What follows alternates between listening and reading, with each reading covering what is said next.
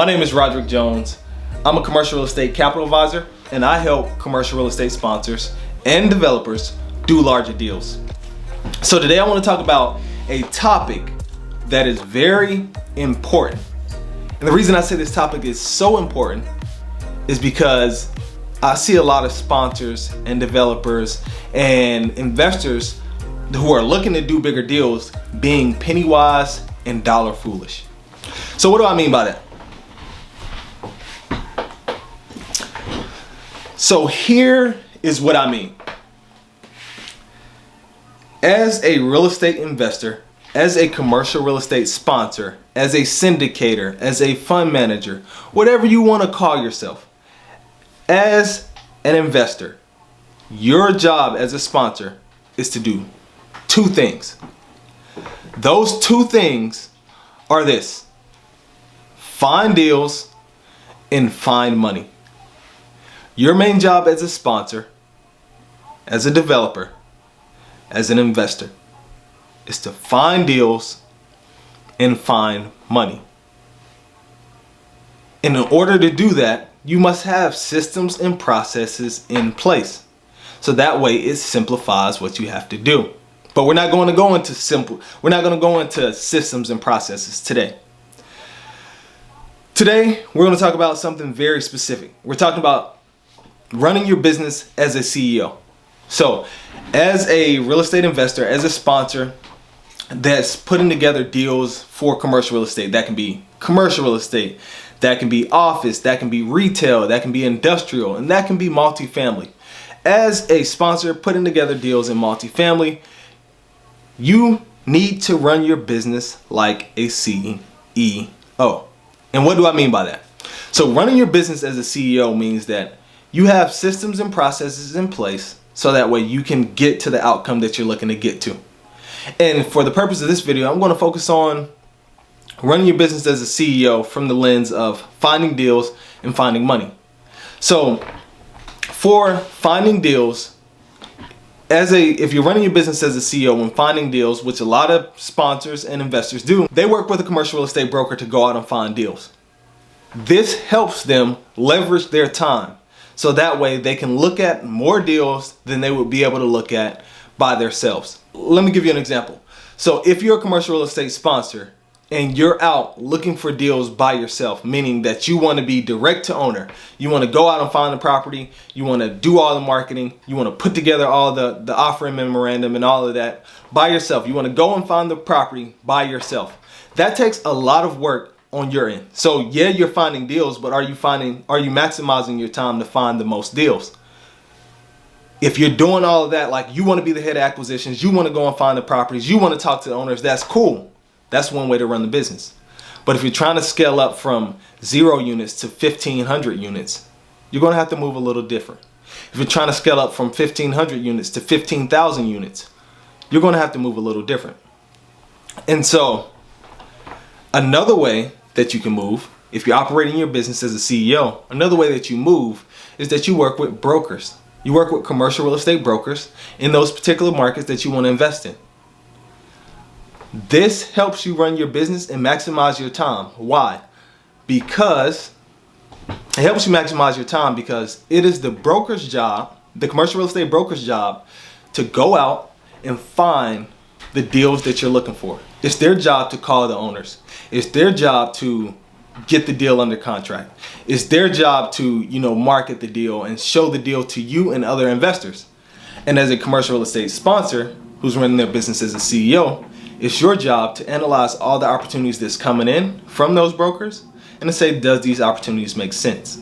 Now you can take that a step above. Maybe you don't want to be in the hands-on day-to-day aspect of the business and going through and, looking at deals and things like that.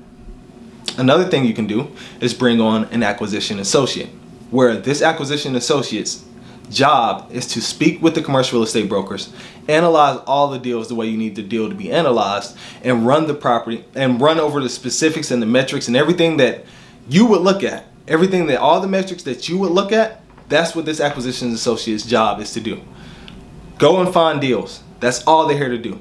So that's one step up. So one way to run your business as run run your syndication business, run your investment business, run your company as a CEO is to, one, work with brokers like you're already doing and have them go out and find the property.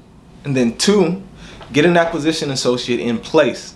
And once you get that acquisition associate in place, this allows you to maximize even more of your time because the acquisition associate is doing what you were going to do, meaning that they're going out to look at the properties, they're going out to take the pictures, they're going out to walk the deals, which allows you to do another thing, which is oversee them, but also focus on raising money. And this is where I come in. So, as I said, I am a commercial real estate capital advisor. So I'm not a commercial real estate broker. I don't broker properties. I don't sell properties. I don't do any of that. I am a commercial real estate capital advisor. I deal with the capital. I deal with the money that you need to get the deal done. So as a capital advisor, I can play many roles, meaning that I can act as your commercial real estate broker, meaning that I can go out and get you the best terms that you need to get this deal done. I have a pool of capital that I also lend out, meaning that I can invest preferred equity into your deal. I can do a lot of different things as a capital advisor, which brings me to my point.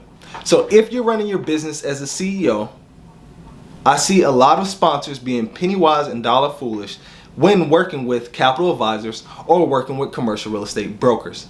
And what I mean by this is they don't see the value the broker brings. They see it as, I can do this myself. If you're a DIYer, that is cool.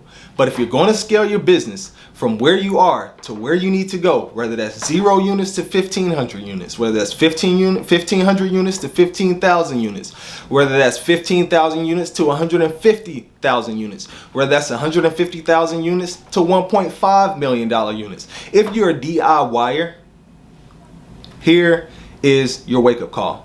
You need people, you need to run your business, you need to scale your business, and you need to start thinking as a CEO. Now,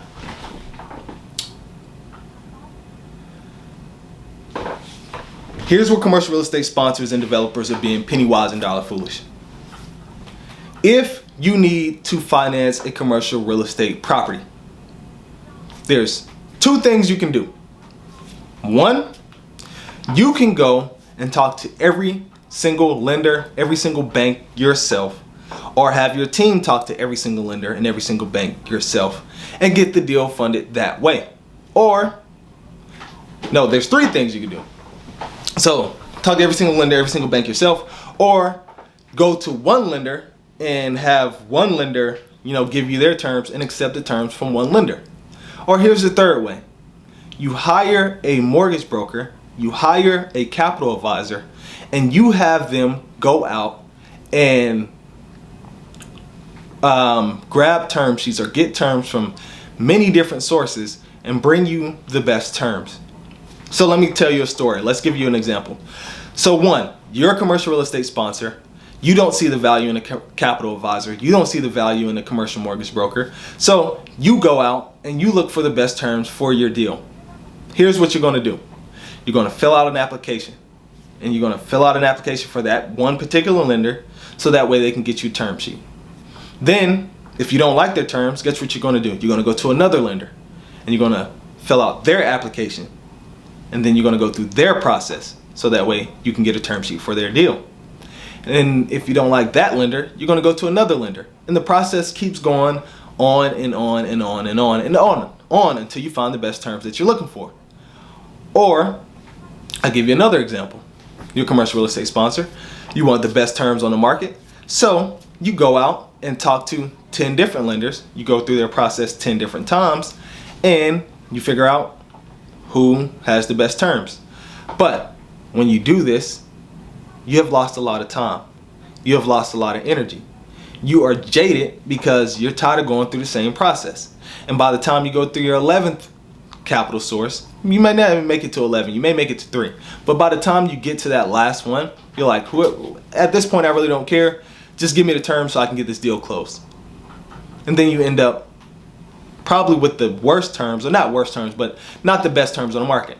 Now, imagine a scenario where you submit your application one time. You work with a commercial real estate capital advisor or you work with a commercial real estate broker. You submit your application one time. As a sponsor, your job is to find deals and find money.